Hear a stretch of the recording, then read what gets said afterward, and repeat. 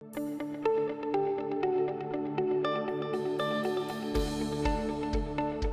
day, brothers and sisters. It's Sunday once again. I hope you're ready to praise and worship the Lord. One of the challenges that the nation of Israel faced when they were about to cross the river Jordan and conquer the land of Canaan was the fact that their original pioneering leader had just died. I'm talking about Moses, who was a prophet to them. And we know that before the death of Moses, Joshua was commissioned to be his successor, as well as the general to be able to enter the land of Canaan. Now you can just imagine that there were big shoes to fill on the part of Joshua because, again, Moses was a legend. He was a spiritual legend. And he had done great and mighty things for that nation. And here was Joshua untested in his leadership, and he was now going to bring the people into the land of Canaan, a land that was full of warriors, giants, fortresses, chariots, advanced weaponry. And you're talking about not just one nation, you're talking about several nations that were occupying the land of Canaan. Obviously, Joshua needed some encouragement. And we are told that he was encouraged in Joshua chapter 1. It states in verse 5, "No man shall be able to stand before you all the days of your life. Just as I was with Moses, so I will be with you. I will not leave you or forsake you.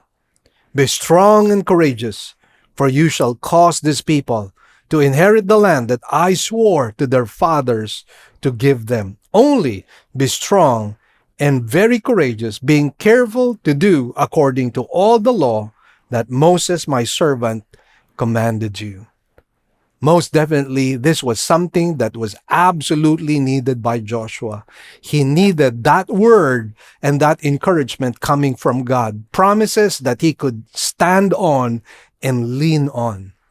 And friends, in our case, we can also lean on the fact that while we have been given the Great Commission to go and make disciples of all nations, baptizing them in the name of the Father, the Son, and the Holy Spirit, he likewise promises to us, "Lo, I shall be with you until the end of the age." And then you go to the book of Hebrews, we are told that he will never leave us nor forsake us. What an encouragement. And I believe it is only but fitting that with a God who is ever present in our lives, we should be praising and worshiping him all the time. Let us now sing our songs to the Lord.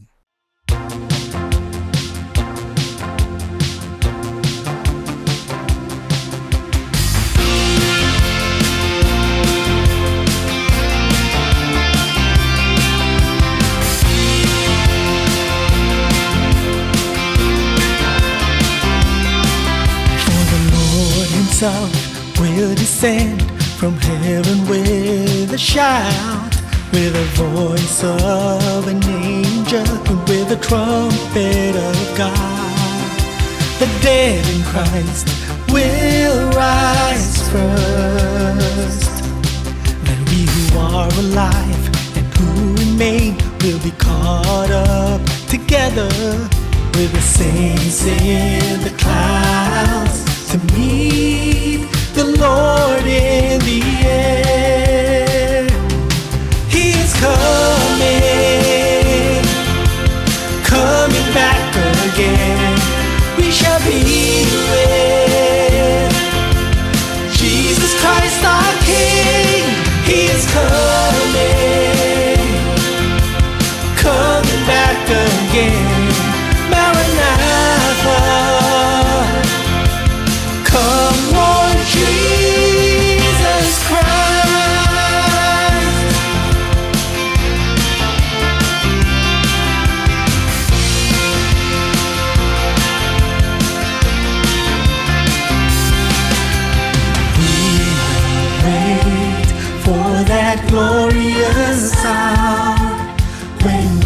shall be like him. Come with all your might and power, and we shall behold him. We wait for that glorious hour when we shall be like him. Come with all your might and power, and we shall behold him. He is coming, coming back again. We shall be with Jesus Christ our King. He is coming, coming back again. Maranatha, come Lord Jesus Christ. He is coming, coming back again. We shall be with Jesus Christ our King. He is coming, coming back again. Maranatha, come Lord Jesus Christ. Maranatha, come Lord Jesus Christ.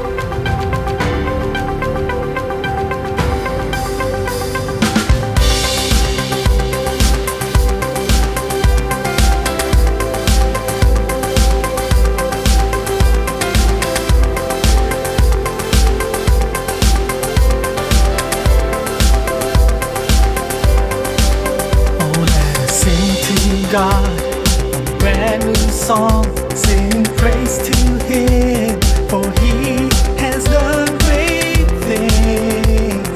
He has done great things. Come make a joyful noise around the earth.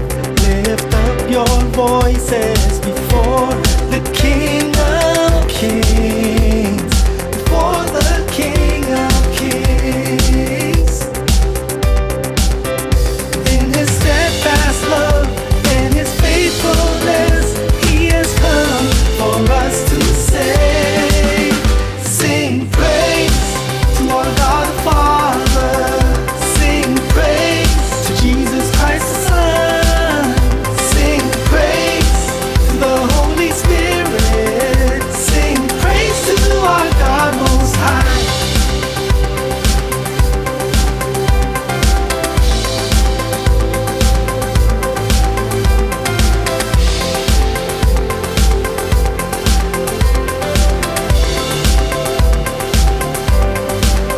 Oh, let the trumpet sound, the cymbals clap, let all creation shout.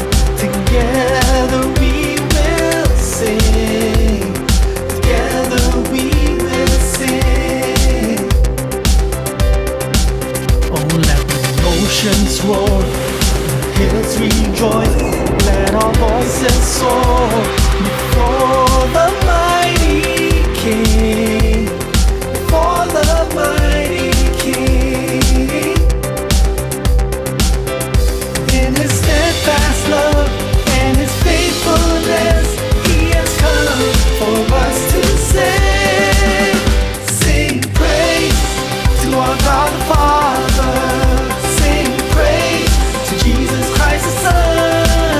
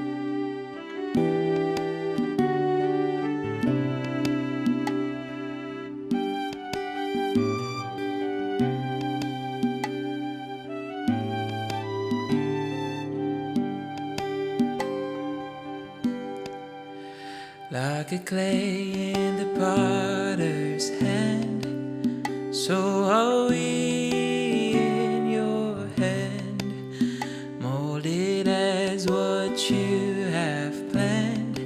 You are the potter.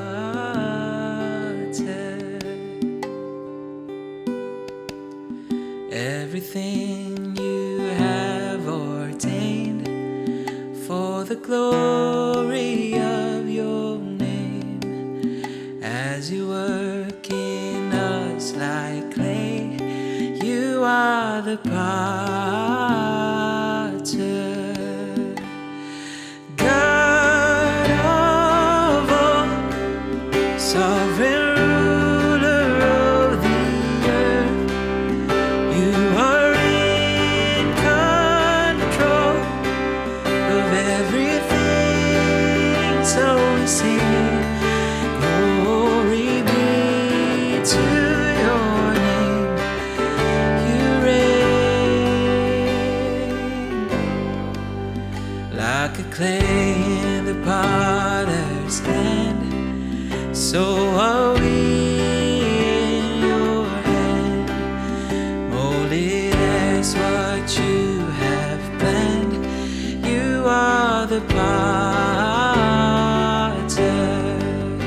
Everything you have ordained for the glory of your name, as you work in us like clay, you are the potter.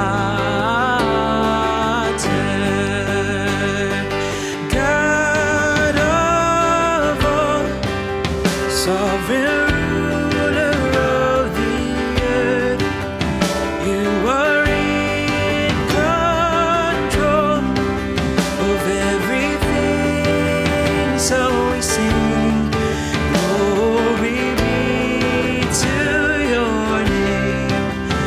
You reign, for we are created in your image, mold us to be more like you. Purify us, sanctify us, till your work on us is through. For we are created in your image, mold us to be more like you. Purify us, sanctify us, till your work on us is through. God of all, sovereign ruler of the earth, you are in control of everything, so we sing. God of all, sovereign ruler of the earth, you are in control of everything, so we sing glory be to your name. Glory be to your name. Glory be to your name. You reign.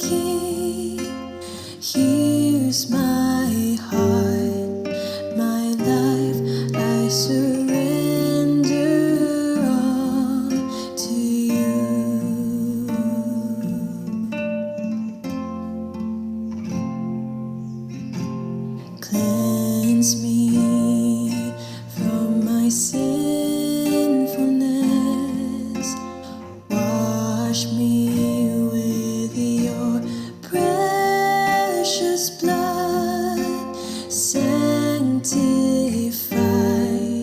my heart, my lips, O Lord, my King.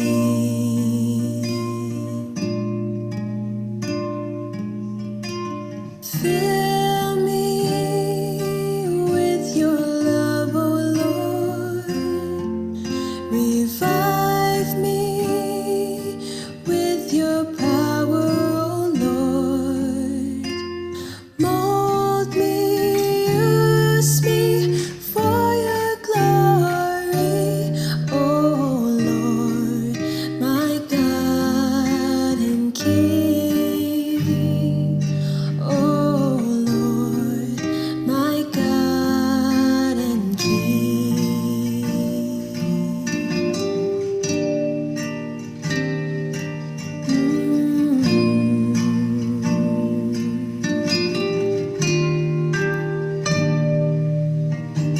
Teach me with your holy word.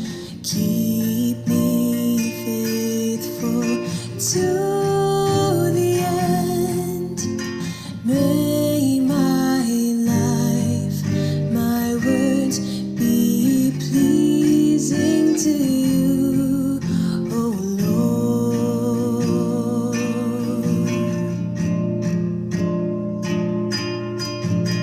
Fill me with your love, O Lord. Revive me with your power, O Lord. Mold me, use me for your glory, O Lord, my God and King. O Lord, my God and King. Fill me with your love, O Lord. Revive me with your power, O Lord. Mold me, use me for your glory, O Lord, my God and King. O Lord, my God and King.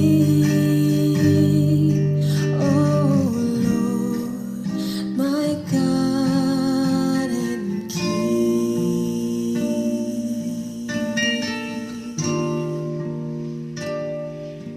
God and King.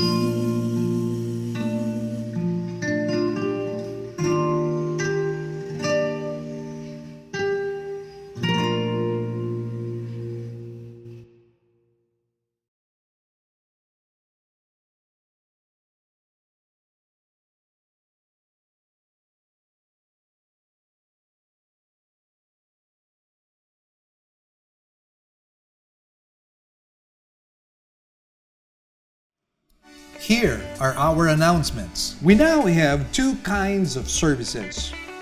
We will still have our virtual services for majority of our members through our Facebook page, Living Word Christian Churches of Cebu, International Incorporated, and our website, www.livingword.ph, and our YouTube channel to view our services. We enjoin you to watch the coverage of our service every Sunday at 9 o'clock in the morning. In 2023, join us as we visit the 7 churches that were stated in the book of Revelation. The tour will commence on May 20 to 30, 2023. For more inquiries, please contact 0922-333-3990 for more information. And our Israel tour is finally back. On November 17 to 28, 2023, we would like to invite you to join us as we embark on a historical and spiritual journey and see the places in the Bible. For more inquiries, please contact 0922-333-3990 for more information. Great news, everyone. We already have 3 weekend services. every Saturday at 9 a.m. for the Cebuano service, and 2 services on Sundays at 9 a.m. and 4 p.m. for the English services.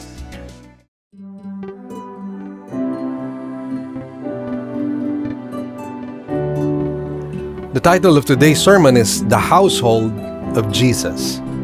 We will take our text from Matthew chapter 12, verses 46 to 50.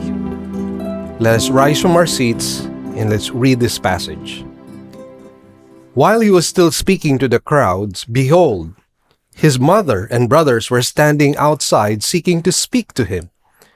Someone said to him, "Behold, your mother and your brothers are standing outside seeking to speak to you." But Jesus answered the one who was telling him and said, "Who is my mother and who are my brothers?" And stretching out his hand toward his disciples, he said, "Behold, my mother and my brothers. For whoever does the will of my Father who is in heaven, he is my brother and sister and mother." Let's bow our heads in prayer at this time. Heavenly Father, once again, we thank you and bless you, O God, for this blessed opportunity to learn from your word. And we seek once again your blessing upon us, your blessing upon myself, upon my mind, my heart, and my mouth. May I speak your wisdom and bring conviction to the hearts of your people, O God. And Lord, whatever is going to be achieved today, we will give you back the glory, the praises, and the thanks. In Jesus' blessed name we pray. Amen and amen. Well, there is a basic understanding that for one to be saved, he needs to be related to God. But this concept of being related to God brings a lot of confusion, most especially when you are not relying on the absolute truth of Scripture. I recall sharing the gospel to a friend of mine, and somehow he rejected the exclusivity of the gospel. And he told me that for many people and many different religions, you could be related to God through the founder or through the prophet of that religion. For example, he said, you could be related to God if you happen to be a Buddhist by relating to Buddha. And for Muslims, he said, all you need to do is relate to Muhammad. And for him, that he considers would be the path towards salvation or being related to God. Now, while this sounds good to a certain extent to some people, because it's kind of neutral and at the same time it's non-confrontational, I must say, and speaking the truth in love, that this is a doctrine straight from the pits of hell. Now, Acts chapter 4 verse 12 states, "And there is no salvation in no one else, for there is no other name under heaven that has been given among men by which we must be saved." And so, no, there are not many buses leading to heaven. There's only one bus. Jesus himself said, "I am the way, the truth, and the life. No one comes to the Father except through me." Now, the problem with these false religions is not just false teachings, but the fact that oftentimes they contradict one another. And to be sure, you and I know that truth will never ever be self-contradictory.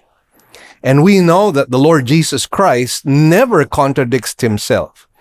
And so in this particular passage that we will be studying, I'd like us to learn how to be properly related to God. But first up, a little outline for our guide. In point number 1, we're going to talk about the physical family of Jesus in verses 46 to 47. And then under that, we're going to talk about the facts about Jesus' family, and then the lack of spiritual response and sensitivity from that family.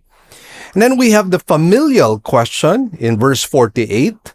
And finally, the spiritual family of Jesus, which really would be the marks of genuine discipleship in verses 49 to 50. In verse 49, we're going to talk about committed discipleship. In verse 50, obedient discipleship. So let's dive into our study and let's talk about the physical family of Jesus in verses 46 to 47. Let me read it once again. While he was still speaking to the crowds, behold, his mother and brothers were standing outside, seeking to speak to him. Someone said to him, behold, your mother and your brothers are standing outside seeking to speak to you. Now, one of the things that is quite helpful in this particular passage is we learn certain facts about the family of Jesus Christ. Obviously, the family of Jesus Christ is of particular interest to us, and we'd like to find out who is a member or who are the members of his family. And what we discover is this. We are told that his mother and brothers were standing outside. Now, what does that imply? Well, contrary to our preconceived notion, Mary was never a perpetual virgin. She was not a perpetual virgin. The fact is, we are told that Jesus had brothers. Now, some people would say the brothers here actually refer to his disciples. But clearly, if you look at the passage, he makes a distinction between his brothers, his physical brothers, and his disciples. And that you can already decipher from the context and the passage that we just read. And one of the things we discover is that Mary was only kept a virgin until the Lord Jesus Christ was born. Now, the question is, where do you find that? Well, let's have a look at Matthew 1, verses 24 and 25. It says, and Joseph awoke from his sleep and did as the angel of the Lord commanded him, and took Mary as his wife, but kept her a virgin until she gave birth to a son, and he called his name Jesus. Now, observe closely what verse 25 is saying. It says that Joseph kept her a virgin until, meaning to say that was the end of it, until she gave birth to a son. In other words, right after the birth of the Lord Jesus Christ, there was a physical consummation of the marriage. And the result of that would be siblings of the Lord Jesus Christ. And what we discover here in this passage is that Jesus had half brothers, fruits of the marriage of Joseph and Mary.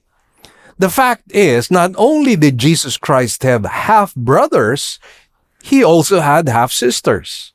Now, once again, let's point to scripture to prove this. In Matthew 13, 55 to 56, it says, is not this the carpenter's son? Is not his mother called Mary? And his brother James and Joseph and Simon and Judas? And his sisters, are they not all with us? Where then did this man get all these things? Now take note of what this passage is saying. We are even given the names of the half-brothers of the Lord Jesus Christ. So they are James, Joseph, Simon, and Judas. And as an additional information, we are told in verse 56, his sisters, they are with us. So not only did Jesus Christ have half-brothers, but he likewise had half-sisters. Now, for some people, this happens to be quite scandalous because they cannot imagine that Mary was not a perpetual virgin, that Mary consummated physically the marriage that she had with Joseph and that she bore several children after the Lord Jesus Christ. And I think the reason why some people find it quite an obstacle to believe that Mary was not a perpetual virgin is the fact that some people think that sex makes us impure.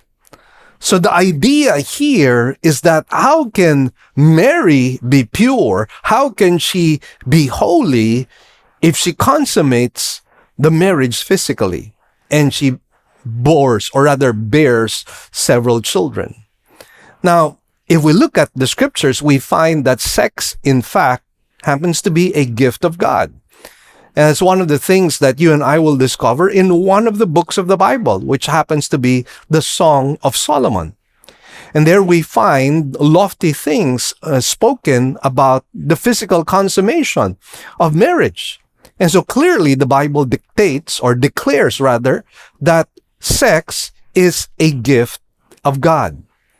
Doesn't the Bible also say to Adam and Eve, go and multiply? And therefore, again, that speaks about the physical consummation of marriage. In other words, engaging in sex within the context of marriage.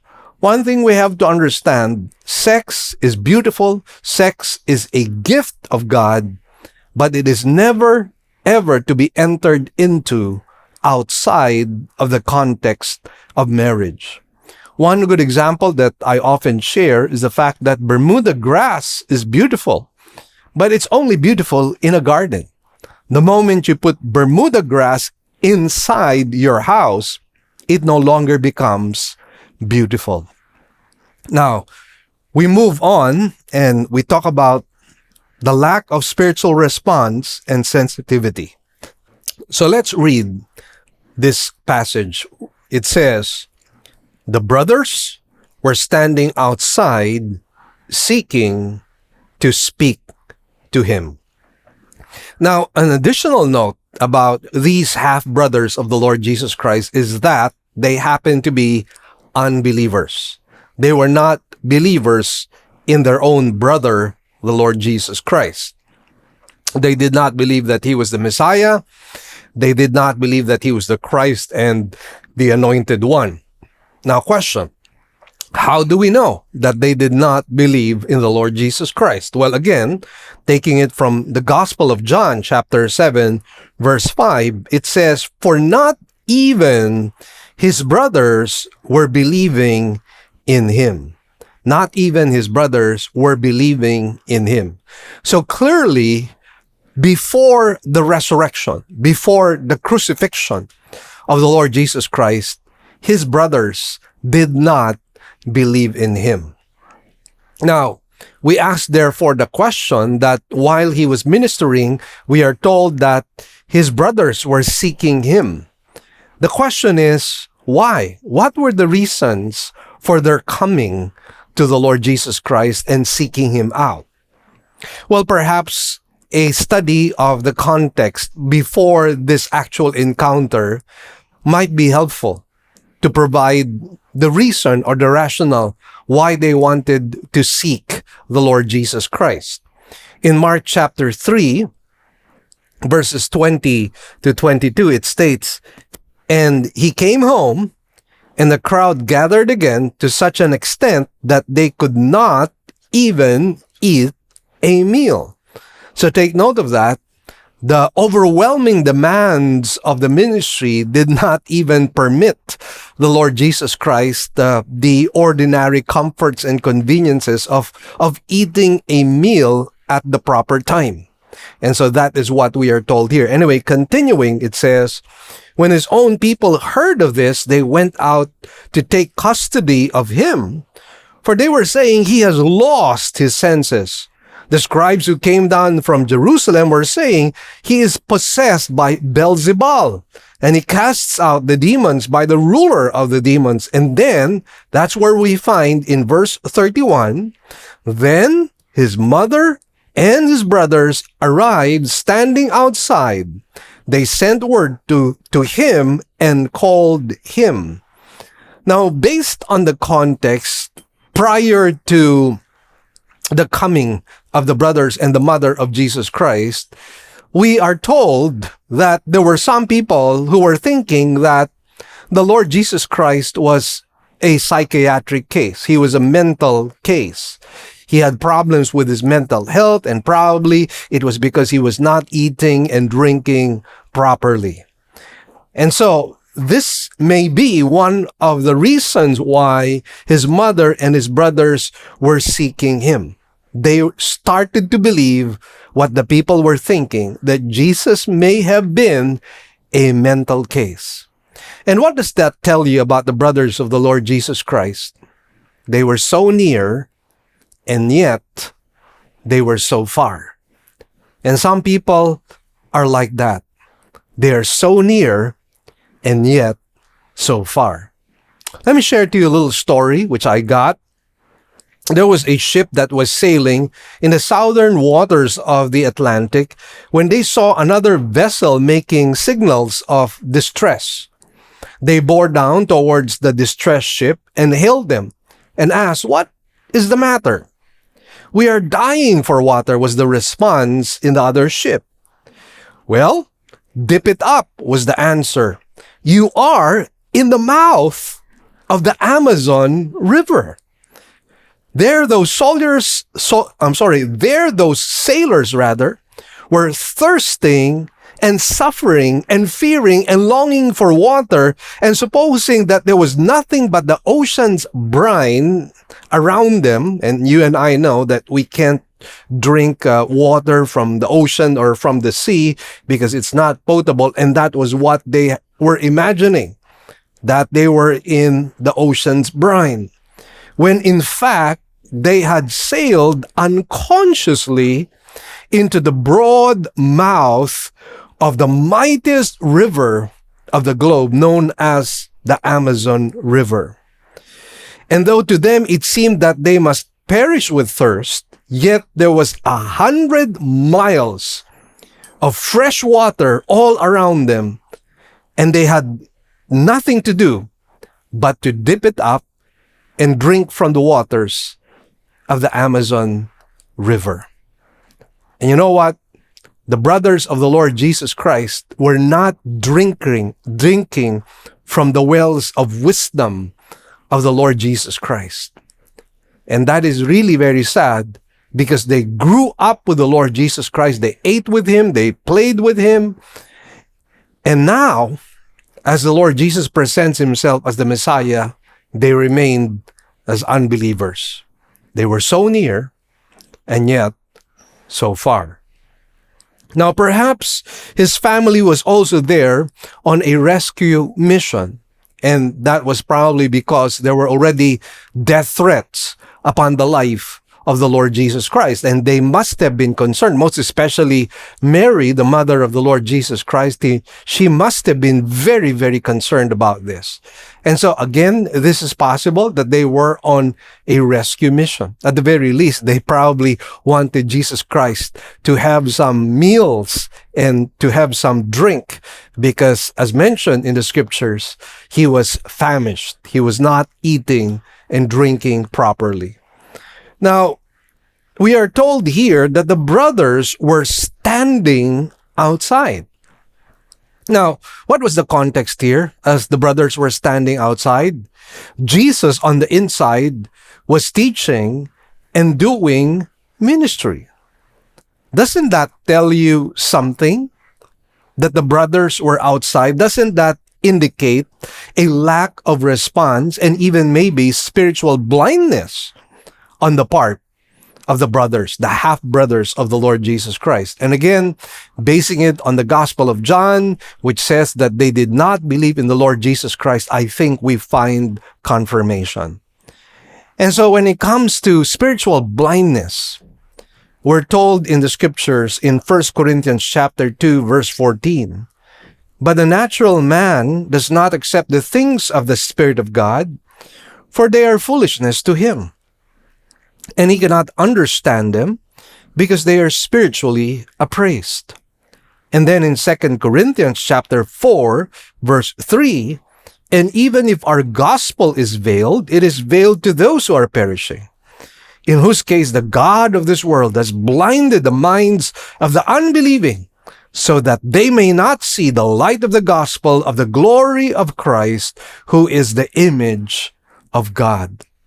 Well, this was the reality and the situation of the half-brothers of the Lord Jesus Christ.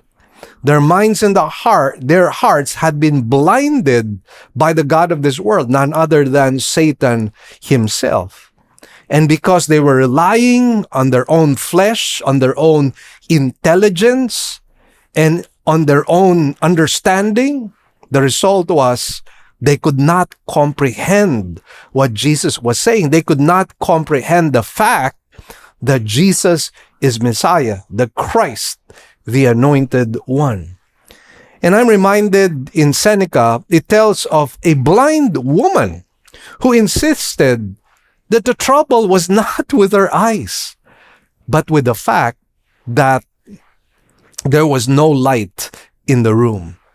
So yes, the problem with this blind woman was her denial of her own sickness, of her own ailment, and she was blaming it on the environment. There is no light here. Now, St. Augustine likewise relates of a certain heathen who showed him his idol god, saying, "Here is my God. Where is yours?" Then pointing up at the sun, he also said, "Lo, here is my God. Where is yours?" So showing him diverse creatures, still upbraided him with, Here are my gods. Where are yours?" But St. Augustine answered him, "I showed him not my God, not because I had not one to show him, but because he had not eyes to see him." Once again, it is so beautiful what St. Augustine said. I showed him not my God, not because I had not one to show him, but because he had not eyes to see him. Indeed, that's the problem with a lot of people. It is not that God does not exist. It is not that the invisible attributes of God are evidenced in His creation and in our conscience, but the fact that people are just spiritually blind. The natural man will never be able to understand the things of the Spirit. Now, I likewise recall the fact that I was sharing to one of my college classmates, but by that time he had read up so many books, and so he believed in karma, he believed in astral travel, he believed in Buddhism. His exposure to so much literature on these false teachings had somehow blinded him. And so whatever I had to share with him, he just immediately rejected. You know, one of the things that happens is when we expose ourselves with things like this, false teachings, or lies, or deception, the problem is eventually it will form our mind, it will form our opinions. Try staring at the sun for 1 minute and then try reading a book, and you will realize you cannot read the book because your eyes had been blinded by the brightness of the sun. In this case, people have been blinded not with the brightness of truth, but people have been blinded with the darkness of these false teachings. Now, continuing in Matthew 12, verse 46, let's read this once again. It says, "While he," referring to Jesus, "was still speaking to the crowds, your mother and your brothers are standing outside seeking to speak to you." So we are told here that while Jesus was ministering and while he was teaching, somebody informed him that his mother and brothers were outside and they were seeking him. You know, what we discover here are tensions oftentimes that happens when we do ministry or when we are sharing the gospel. And these tensions need to be resolved with decisions that are biblical, aligning ourselves with the will of God. For example, in this case, and I'd just like to show you a graph, we find the tensions in ministry wherein we find the Lord Jesus Christ was preaching, and what was he doing? He was giving a warning to that unbelieving generation. And so what we find here would be warnings. And obviously the tension here was the fact that he was not eating and resting. The Lord Jesus Christ was doing away with the normal and natural things that we often do on a daily basis, which is eating and resting. And so he was doing away with personal convenience and comfort. But then, how do we respond to this? Well, we have to let go of our personal comforts and conveniences for the sake of God's work, which needs to be attended to urgently. So when there are ministry needs that are urgently needing our attention, we should be willing to lay aside, temporarily of course, some of those conveniences and comforts that you and I are used to. Now, another tension that we find here was that the Lord Jesus Christ was doing the work of God. And again, the context is the urgency of the times, the judgment that was hanging upon the heads of Israel. And then we find that the tension here was the fact that there were demands coming from his family and relatives, and the possibility of them being slighted, being offended that the Lord Jesus was not giving them much attention. Now, here's a principle. We can set aside the work of God temporarily if, number one, we can be replaced, or number two, if it is not an urgent matter, meaning to say it is not something that needs our immediate attention. So allow me to summarize things for you, and let me just give you some of the guidelines that might be helpful when we have these tensions taking place in ministry. Number one, when eternal things are at stake, we sometimes have to set aside our meals and resting periods, albeit temporarily. Now, number two, if the demands of our relatives would stop us from an important work of God, we should then prioritize God's work. Now, in verse 48, we come across the familial question. In verse 48, it says, "But Jesus answered the one who was telling him and said, 'Who is my mother and who are my brothers?'" Now, by this question, implicitly, the Lord Jesus Christ is teaching that a physical relationship is not enough to have a spiritual relationship or even attain to salvation. The Jews actually believed that salvation was a matter of lineage. Because they were sons of Abraham, they believed that they were saved. So that was the kind of thinking the Jews had at the time when the Lord Jesus Christ was doing public or earthly ministry. Now, true relatedness is spiritual.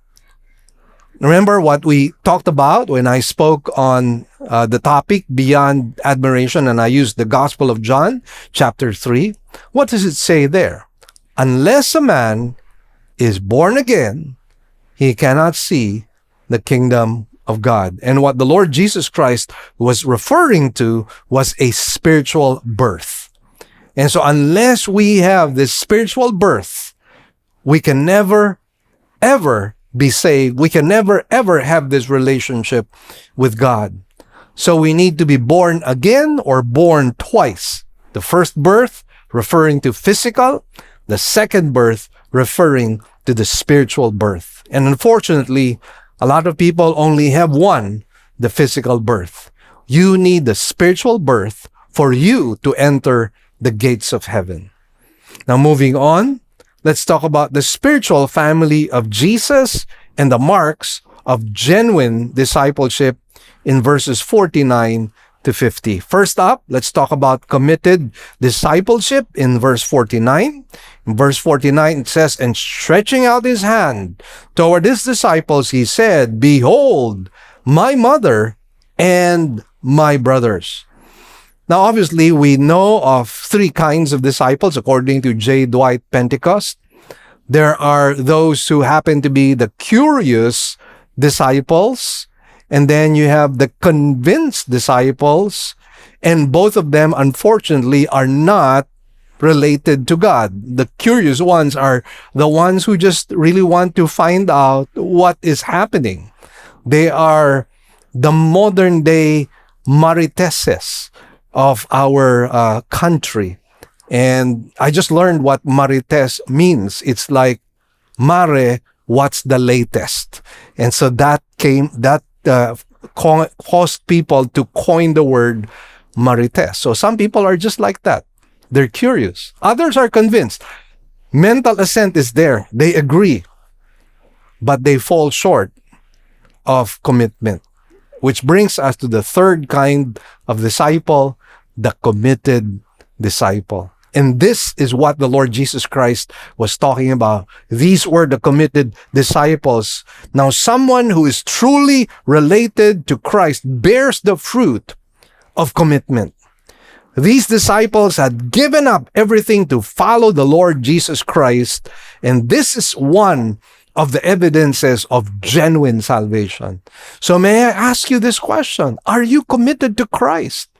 Are you committed to follow Him? Are you committed to imitate Him? Are you committed to obey His word and to fulfill the calling that He has placed upon your life? Are you willing to fulfill your stewardship under God? A true disciple cannot be somebody who is non-committal. A true disciple will always be committed. Now here we also see that heavenly relationships are greater than physical relationships. Why? Because such relationships, we're talking about spiritual relationships, extend all the way to heaven. I mean, what does it matter if the siblings of the Lord Jesus Christ boast about the fact that, well, Jesus is our half-brother? Now, that's not going to help them if they did not receive the Lord Jesus Christ. Thankfully, after the resurrection of Jesus Christ, we are told that they received the Lord Jesus Christ. In fact, James wrote down for us the book of James, and then we find the other brothers of the Lord Jesus Christ being believers in Christ. And so we're thankful that that happened. But otherwise, if all they could boast about was a physical relationship, it would amount to nothing of value in eternity. Now, by Jesus stating that his disciples was his mother and his brothers, he meant no disrespect for his mother. Remember that he asked John to take care of his mother after his death and resurrection. Where do we find that? In John 19, verses 26 to 27, it says, "When Jesus then saw his mother and the disciple whom he loved standing nearby, he said to his mother, 'Woman, behold your son.' Then he said to the disciple, 'Behold your mother.' From that hour, the disciple took her into his own household." So again, we are not to think that Jesus' statement here was a statement of disrespect and lack of love. No, he loved his family, he loved his half-brothers, he loved his mother. But then we have to understand that the Lord Jesus Christ was stating a very important truth. A truth, in fact, that will determine your eternal destiny. And that is how we are to see this statement. Another proof of genuine discipleship is obedient discipleship, as we find it in verse 50. For it states, "For whoever does the will of my Father who is in heaven, he is my brother and sister and mother." In other words, obedience specifically to the will of God, is one of the proofs of true relatedness and genuine salvation. Emphasis here is not on mental assent, but practical obedience. Remember, the Lord Jesus Christ himself said, "If you love me, you will keep my commandments." So the proof in the pudding is in the action, in the commitment, in the obedience. Let me share to you a little story. The commander of the ship of war Orient, before the Battle of the Nile, placed his son, Casabianca, 13 years old of age, on certain duty. And it was to stay at his post until he was relieved by his father's order. Soon after, the father sadly was slain. He was killed. The boy held on to his post in the midst of fearful carnage, ignorant that his father had died. And while the sailors were deserting the burning and sinking ship, this young boy cried out, "Father, may I go?" The permission did not come, obviously because his father was dead. And there he stood alone, firm at his post, and he perished in the flames. You know, that illustration tells us something. His obedience, listen well, did not make him a son. However, his obedience showed him to be a true son. Let me say it again. His obedience did not make him a son, but his true obedience showed him to be a true son. So if you want to prove that you are really a child of God, well, show it in your obedience. And that is why James was saying in his book, faith without works is dead. And he was challenging the believers that he was writing to, show me your works as evidence of your genuine faith. That is really the lesson that is being preferred in the book of James. If I were to do a retranslation of what Jesus said, I would go something like this. For whoever does the will of my Father is a saved person. For whoever does the will of my Father is a saved person. So once again, let us note, good works do not save, but a saved man does good works. And where do we find that? Ephesians chapter 2, verses 8 to 10, it states, For by grace you have been saved through faith, and that not of yourselves, it is the gift of God, not as a result of works, so that no one may boast. So very clearly, faith, salvation, they're gifts coming from God.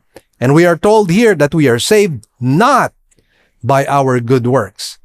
And yet, having said that, the question is, what is the evidence that you are truly and genuinely saved? Let's move forward and let's read verse 10. It says, For we are his workmanship created in Christ Jesus for good works, which God prepared beforehand so that we should walk in them. Well, the proof that you are truly a child of God is that you are walking in the good works that God had already prepared beforehand. True greatness, let me tell you this, is seen in obedience. Let me share to you another story. A story is told of a great captain who, after a battle, was talking over the events of the day with his officers. He asked them who had done the best that day. Some spoke of one man who had fought very bravely, and some of another. No, he said, you are all mistaken.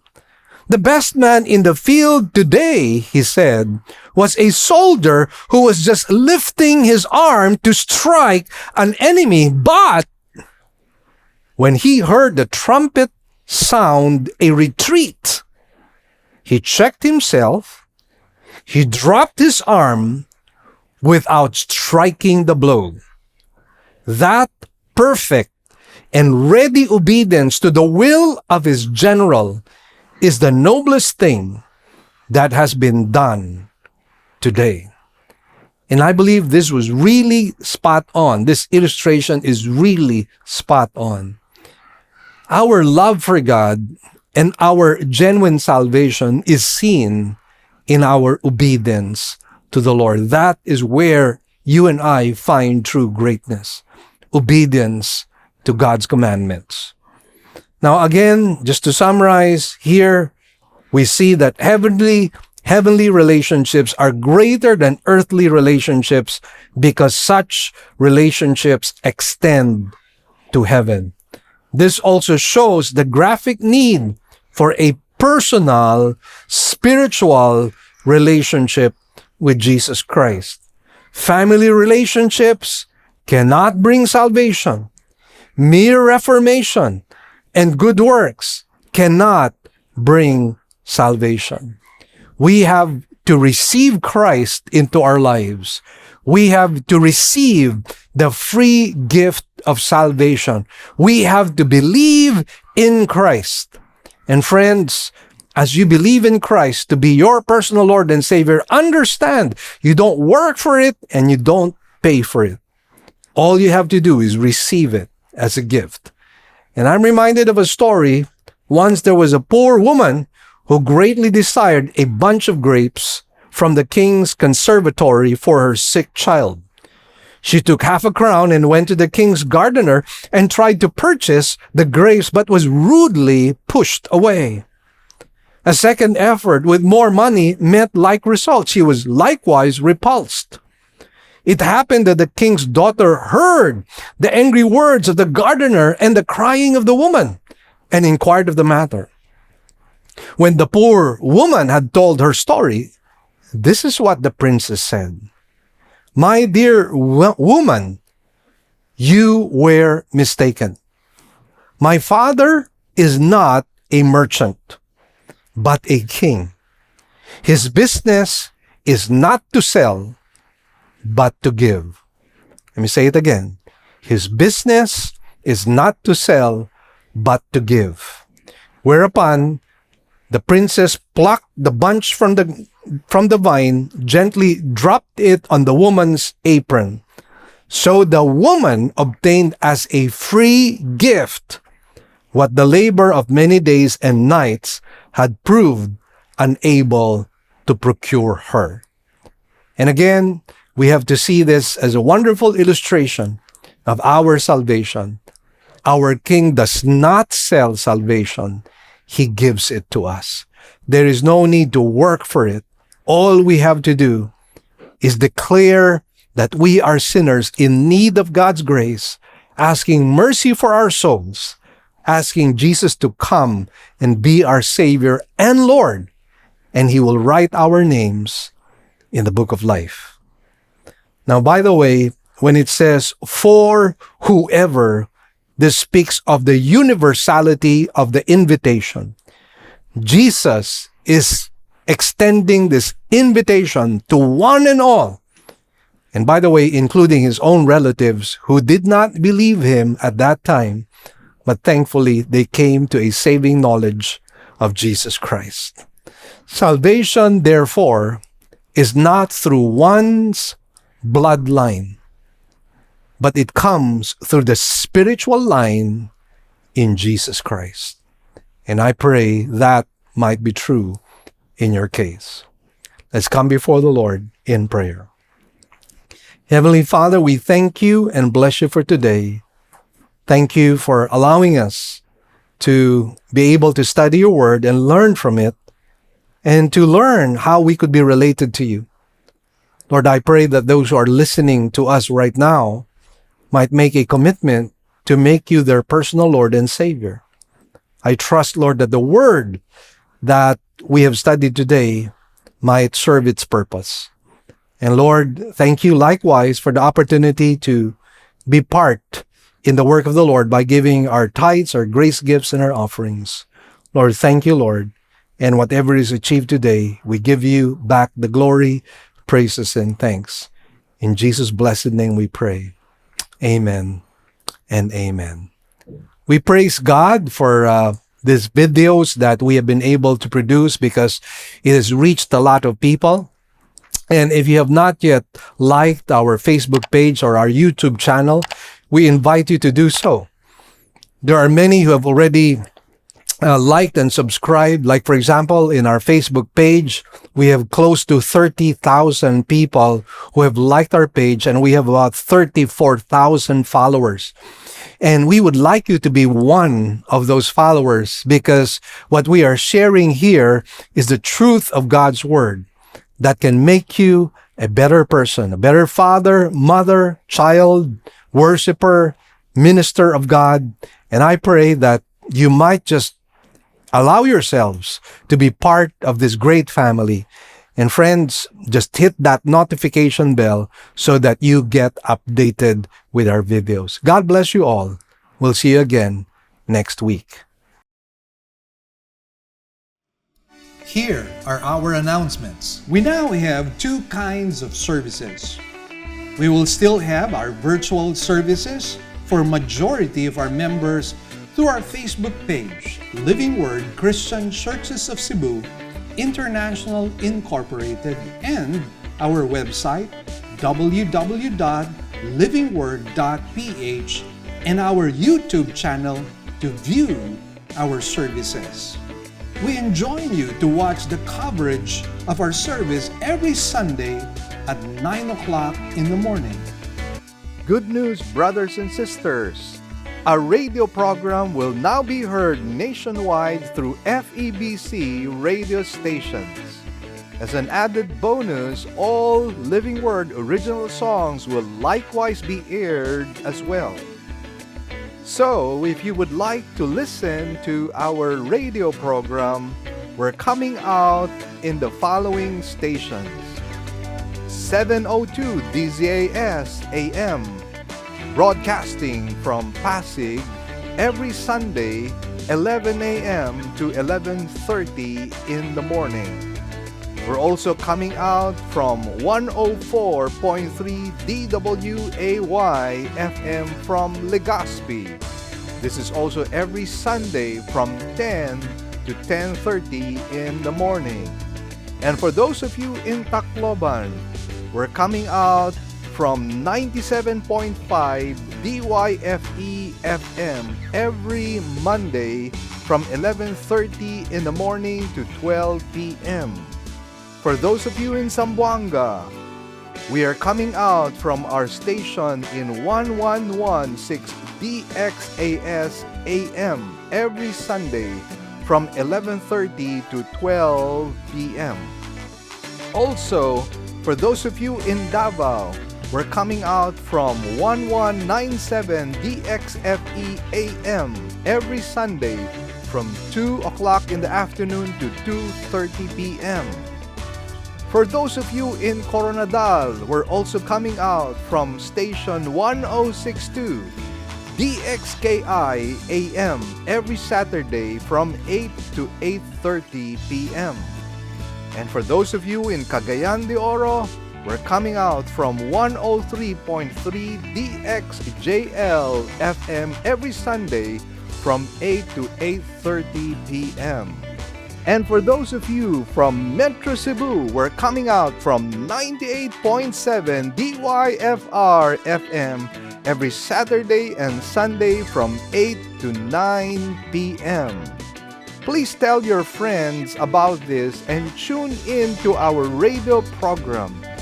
Let us pray that God might use this radio program to become a blessing to as many people as possible. God bless you all. Great news, everyone. We already have 3 weekend services. Every Saturday at 9 a.m. for the Cebuano service, and 2 services on Sundays at 9 a.m. and 4 p.m. for the English services. We'd also like to thank our partners, our members who have been consistently giving to partner with us in the work of the Lord. We'd like to share our giving channels to those who would like to partner with us in the work of the Lord. You can deposit your love offerings to the following banks: Banco de Oro. Account name is LWCCCII. The account number is 00100060800. We also have a BPI account. Account name is Living Word Christian Ministries, Cebu Incorporated. Account number is 1021023481. Finally, we have RCBC. Account name is LWCCCII. Account number is 14520052886. To give via GCash, just follow these simple steps.